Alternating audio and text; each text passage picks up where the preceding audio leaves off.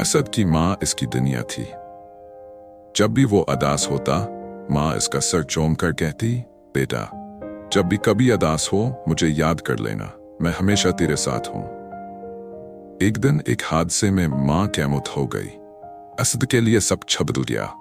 घर का हर कोना खाली लगने लगा। माँ की आवाज, इसके माँ, इसके हंसने की गूंज, सब छो गया था।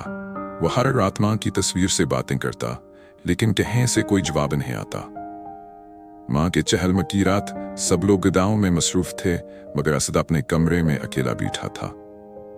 आंखों में आंसू, हाथ में माँ की तस्वीर, दिल में बसाई की ख्वाहिश, माँ एक बार वापस आ जाओ। अचानक हुआ तेज चलने लगी। दरवाजा आहिस्ता से खुला और एक जानी पहचानी मीठी आवाज सुनाई दी, बेटा, उदास क्यों है? असद का दिल जोर से धड़कने लगा। इसने नजर उठाकर देखा, सामने माँ खड़ी थी, वही शफकत भरी मुस्कुराहट, वही मिठास, मगर उनका चेहरा कुछ धुंधला था, जैसे धुएं में लिपटा हो। असद की आंखों में आंसू आ गए। माँ, आप वापस आ गए? माँ ने मोहब्बत से कहा, बेटा, मैं कभी गई ही नहीं थी, मगर अब मुझे जाना होगा। असद ने घबराकर माँ का हाथ पकड़ लिया। मुझे भी अपने साथ ले चलो माँ।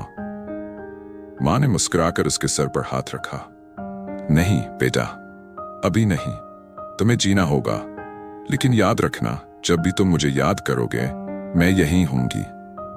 अचानक हवा का एक तेज झुमका आया और माँ गायब हो गई। असद ने इधर उधर देखा, मगर कमरा खाली था। क्या ये ख्वाब था? अगली सुबह जब असद जागा तो सब कुछ वैसा ही था, बस एक चीज बदली हुई थी। उसके तकिए के पास माँ का दोपट्टा पड़ा था। असद ने वो दोपट्टा आंखों से लगाया और मुस्कुरा दिया। अब इसे यकीन था, माँ वाकई लूट कर आई थी।